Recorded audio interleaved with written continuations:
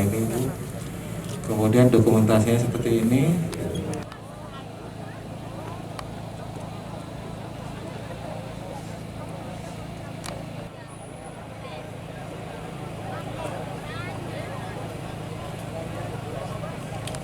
Ya, yang di depan. Oh iya.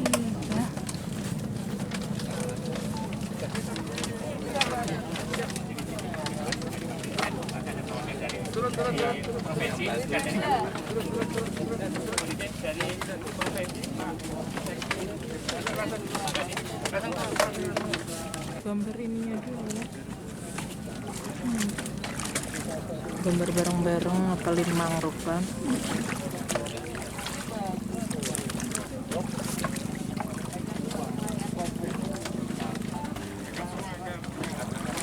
Ibu bapak, Mata gue pusing ini, kelilipan ini, keringetan ini. Pak. Ya. Nggak apa-apa, bareng aja. Mari Pak, bareng tambahin lagi dong. Ini sih. Tambahin.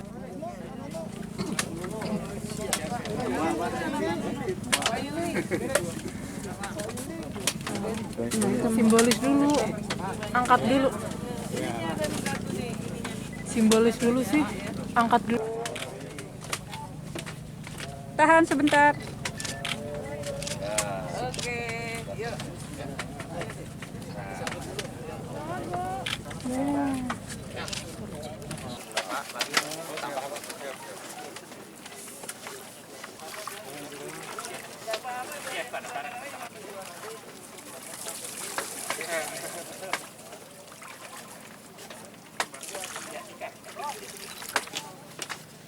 Tahan sebentar.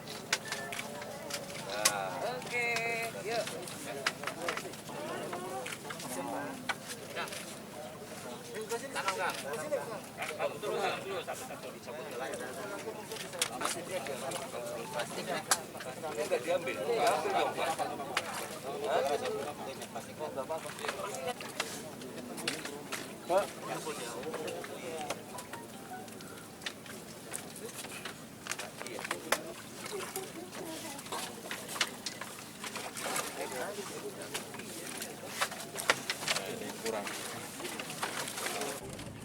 Sini sih Bu. Bu lihat sini dulu Bu. Bu sini sih Bu. Bu izin madep sini sih Bu. Bu, izin Bu, ada sini Bu. Siap ya. 1, 2, 3.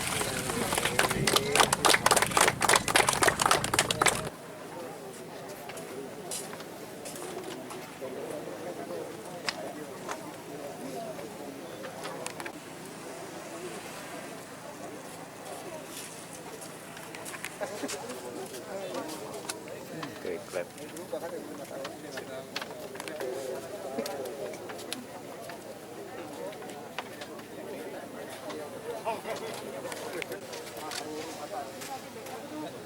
Loh.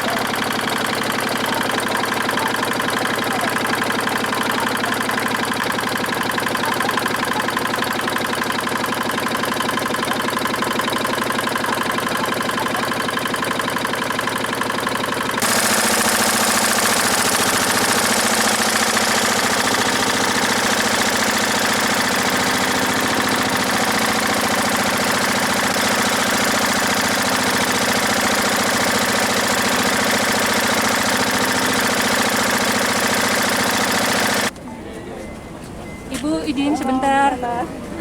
Bu, bisa kabar? dijelaskan? Baik. Bisa dijelaskan terkait penanaman mangrove tadi, Bu? Iya, saya kesini tuh incognito. Mm-mm. Incognito itu artinya inspeksi aja ke lapangan dari laporan pekerjaan PKPM namanya, padat karya penanaman mangrove, yang di dalam tahun ini sebenarnya sejak perintahnya dari Bapak Presiden kepada saya bulan September, dan 15.000 itu setelah dicek lapangan bisa jadi 16.000 lebih untuk kira-kira 5,9 juta hari orang kerja. Jadi kalau bulan September persiapan rata-rata pekerjaan di mangrove ini 60 hari, maka kira-kira bisa dibagi aja itu berarti berapa uang yang akan digelontorkan buat masyarakat. Tadi saya udah cek, kayak di sini aja satu kelompok 130 lebih sama 120 lebih.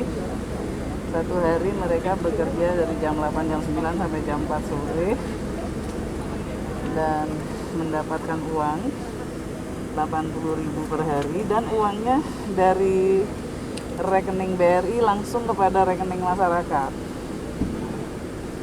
Tapi karena dia berkelompok, maka ada konsep pembinaannya juga dalam kelompok, sehingga ada dana juga dari BRI yang diserahkan kepada kelompok, misalnya untuk pengadaan bibitnya dan lain-lain.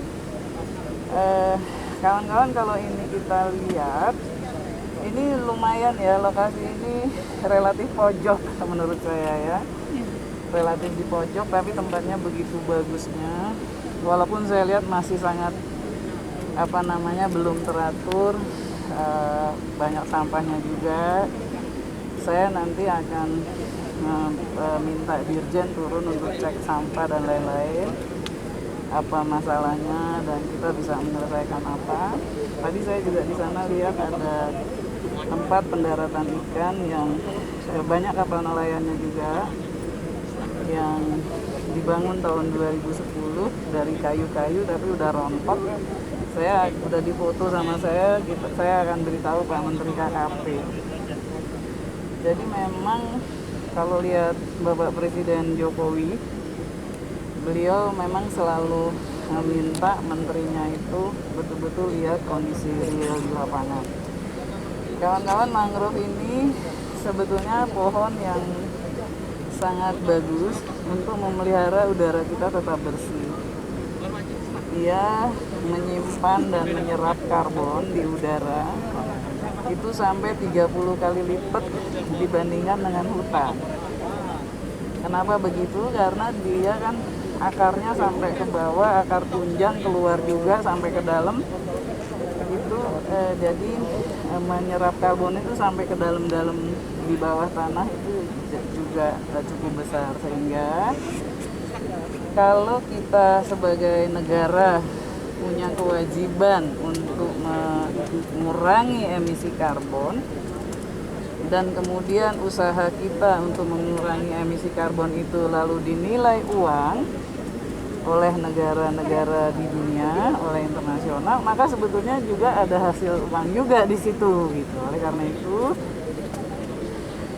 saya kira sambil kita mempersiapkan hitungan-hitungannya dan bagaimana masyarakat bisa memperoleh itu, maka sekarang yang penting tanam dulu mangrove-nya, dan direncanakan kita akan tanam sampai 600.000. Sekarang kan baru 15.000. Semula sebetulnya tahun ini akan 63.000, tapi ya dicoba dulu deh 15.000 seperti apa. Ternyata kan respon masyarakatnya sangat bagus.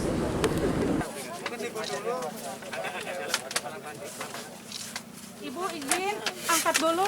Sebetulnya ini kan kita program tahun sekarang di daerah di LH itu tidak nanam mangrove, tetapi kita biasanya kerjasama dengan beberapa perusahaan yang dia punya kepentingan di dalam hal peningkatan pengelolaan lingkungan hidup, dan dinamakan dengan proper gitu ya. Tahun sekarang itu kalau tidak salah dari yang sudah dilakukan sampai sekarang itu ada 3 perusahaan yang nanamnya di desa Susukan gitu ya. Masing-masing ada 2.000 batang mangrove masing-masing perusahaan itu. Itu mungkin. Pak, harapannya sendiri seperti apa sih? Kan menurut warga juga tambak-tambak miliknya terabrasi gitu ya. Apakah penanaman mangrove juga harapannya untuk mencegah hal ini? Nah, betul. Jadi sebetulnya kan fungsi daripada mangrove itu fungsinya adalah untuk bisa menahan arus gelombang. Salah satu fungsinya.